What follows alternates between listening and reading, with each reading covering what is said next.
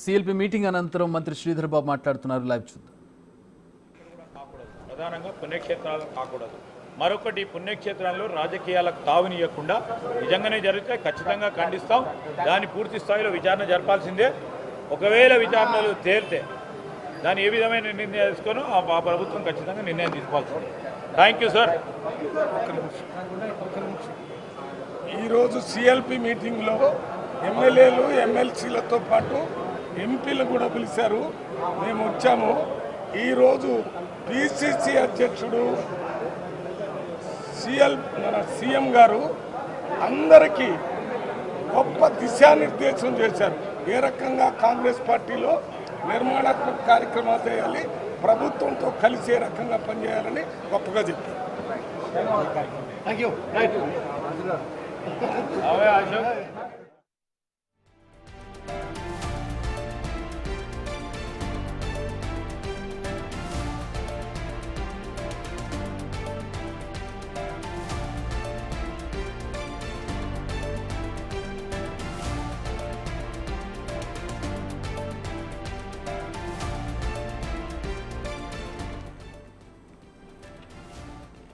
Trident హోటల్లో ముగిసింది CLP సమావేశం. దానికి సంబంధించిన సమప్ చేశారు మంత్రి శ్రీధర్ బాబు. ఎస్సీ వర్గీకరణపై మంత్రివర్గ ఉపసంఘం వేయాలని నిర్ణయం తీసుకున్నట్టుగా తెలుసు. పలు కీలక నిర్ణయాలు తీసుకున్నట్టుగా మనకి ప్రస్తుతం సిఎల్పి మీటింగ్ అనంతరం వివరాలు అందుతూ ఉన్నాయి. ఎస్సీ వర్గీకరణపై మంత్రివర్గ ఉపసంఘం ఏర్పాటు చేయాలని నిర్ణయించినట్టుగా తెలుస్తోంది. ఉత్తమ్ కుమార్ రెడ్డి నేతృత్వంలో ఈ మంత్రివర్గ ఉపసంఘం ఉండబోతున్నట్టుగా తెలుస్తోంది.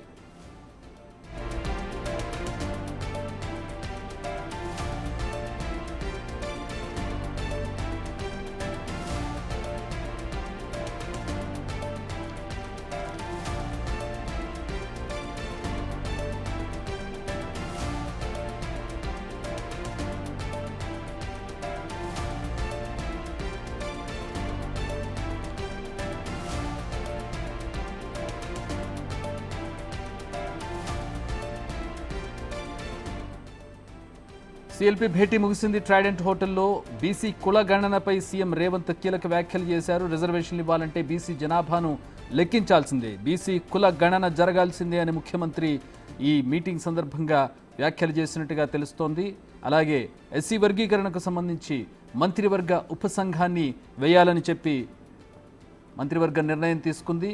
సిఎల్పిలో ఈ నిర్ణయం తీసుకున్నట్టుగా తెలుస్తోంది. ఉత్తమ్ కుమార్ రెడ్డి నేతృత్వంలో ఈ ఎస్సీ వర్గీకరణపై మంత్రివర్గ ఉపసంఘం ఉండబోతోంది.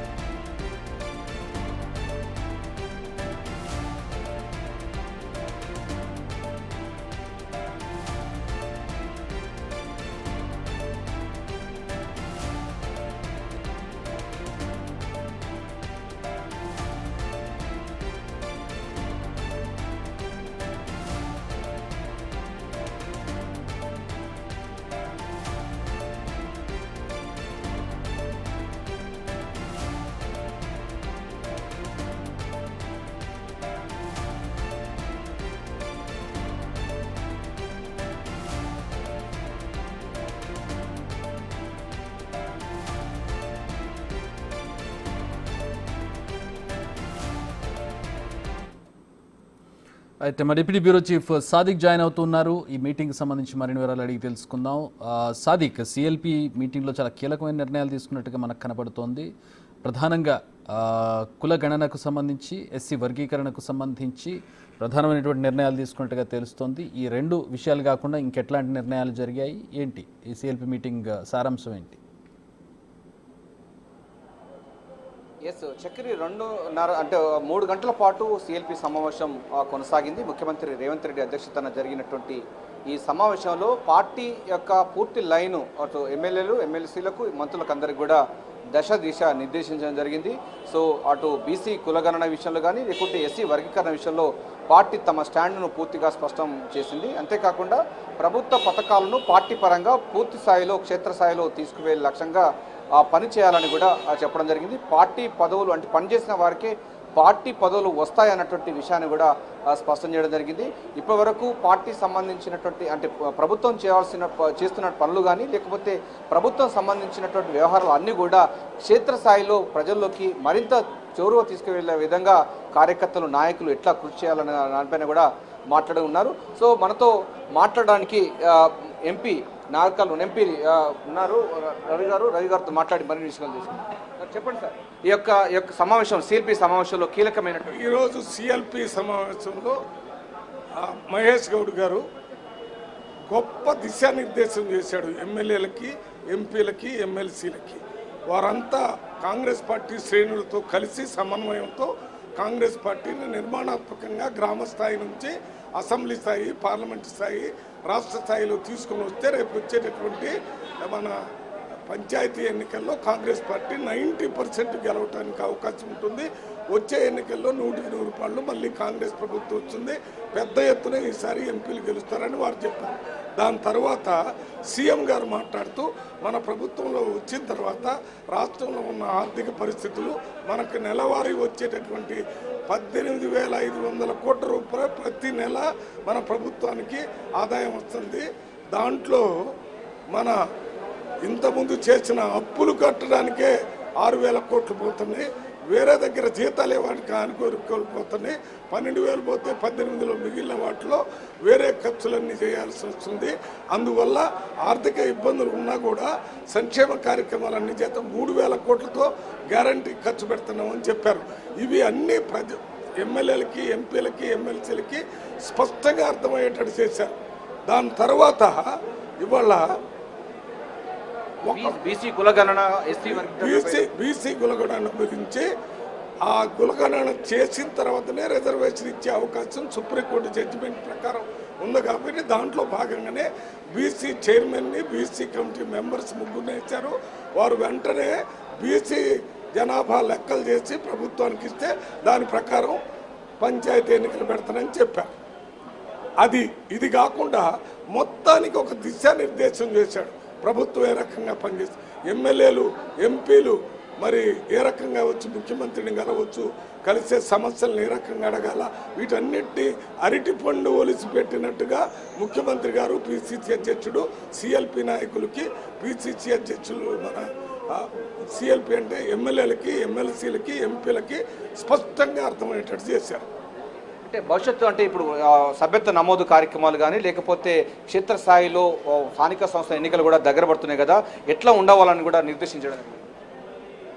భవిష్యత్తులో జిల్లా స్థాయిలో జిల్లా అధ్యక్షుడు, వారితో పాటు ఎమ్మెల్యేలు, ఎంపీలు, ఇతర నాయకులు కలిసికట్టుగా సమన్వయంతో పనిచేస్తే కాంగ్రెస్ పార్టీ ప్రభుత్వం చేస్తున్న పనులు ప్రజల దగ్గర తెలియజేయటం, కార్యకర్తల్ని మంత్రుల దగ్గర, ఇన్ఛార్జి మంత్రుల దగ్గర, అందరి దగ్గర కలిసే విధంగా చేసి ప్రభుత్వం మందనే భావాన్ని కల్పించాలని సీఎం గారు చెప్పారు.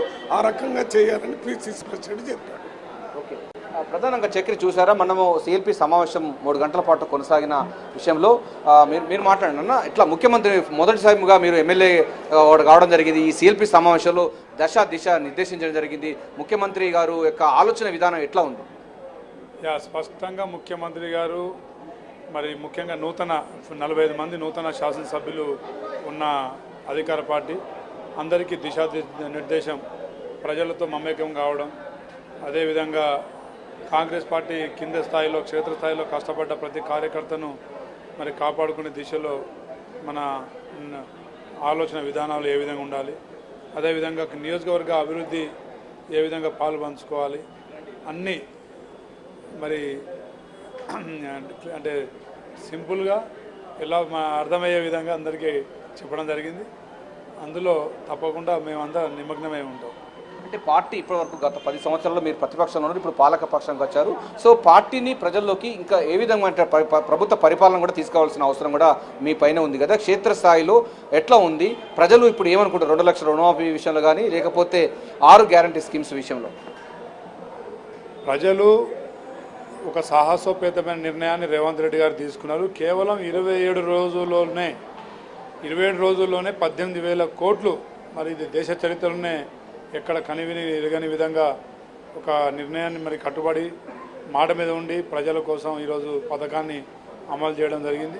అది ప్రజలకు తెలుసు. కాకపోతే ఇంకా కొంత డ్యూస్ ఉన్నాయి, అవి కూడా టెక్నికల్ ఇష్యూస్ వల్ల ఆగినాయి. అవి కూడా పూర్తి స్థాయిలో త్వరలోనే మరి క్లియర్ చేస్తామని కూడా వారు మాట ఇచ్చారు. ప్రజల కోసం ఏర్పడ్డ ప్రభుత్వం ప్రజాప్రభుత్వం. ఇందులో ఎలాంటి ఆర్భాటాలకు, హంగులకు, అబద్ధ ప్రచారాలకు ఆస్కారాలు ఇవ్వకుండా వాస్తవాలు ప్రజలకు తెలియజేసే విధంగా, వాస్తవానికి దగ్గరగా ప్రజల్ని ఆదుకునే విధంగా, పేద బడుగు బలైన వర్గాల కోసమే కాంగ్రెస్ పార్టీ ఉంటుందనేది వారు సూచించారు. చక్రి చూసారా, అంటే ముఖ్యమంత్రి రేవంత్ రెడ్డి సిఎల్పి సమావేశంలో స్పష్టమైనటువంటి విధానాన్ని ప్రకటించడం జరిగింది. 6-7 లక్షల కోట్ల అప్పులు ఉన్నట్టు రాష్ట్రం నుంచి మనం ఏ విధంగా ముందుకెళ్ళాలి, ప్రభుత్వ సంక్షేమ పథకాలను ప్రజల్లోకి ఏ విధంగా తీసుకెళ్లాలి, తద్వారా పార్టీని ఇట్లా పటిష్టపరచాలి, వచ్చే స్థానిక సంస్థల ఎన్నికల్లో మన సత్తా చాటాలని కూడా సిఎల్పి సమావేశంలో ఎమ్మెల్యేలు, ఎమ్మెల్సీలకు, మంత్రులకు, ఎంపీలకైతే హితోపదేశం, మార్గదర్శకం నిర్దేశించారు. Over to you Chakri. All right, thanks for the updates.